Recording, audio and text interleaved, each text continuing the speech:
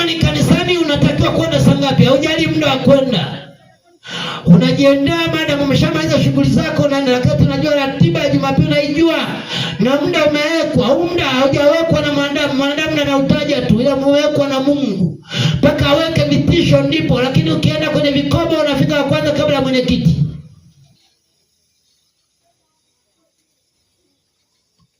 Bwana Yesu asifiwe. Nenda kaangalie ugomvi na watu wa Hagai. Kwenye kitabu cha Hagai. Nenda kaangalie kitabu cha Hagai. Kwa namna wa kufundisha hivi vitu, nenda kaangalie kitabu cha Hagai. Angalia kitabu cha Hagai sura ile ya kwanza. Wala mnaosoma kitabu cha Hagai mnakifahamu vizuri.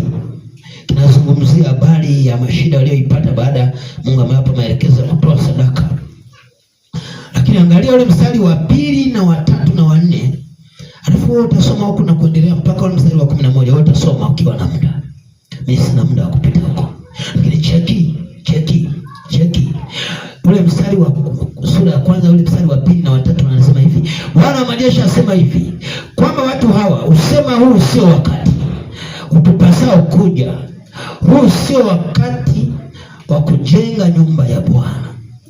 Ndipo neno la Bwana likajia na kinywa cha nabii Hagai na kusema, je, huu ndio wakati wa nyinyi kukaa katika nyumba zenye mapambo ya mbao? Iwapo nyumba hii inakaa hali ya kuharibika, basi sasa tafakarini. Bwana majeshi asema hivi, tafakarini njia zenu. Mmepanda mbegu nyingi mkavuna kidogo. Mmekula lakini hamshibi.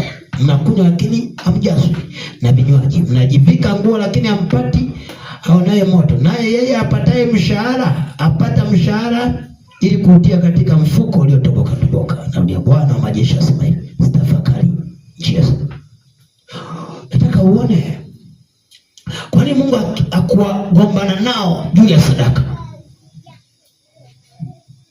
Aligombana nao juu ya muda wa kutoa sadaka.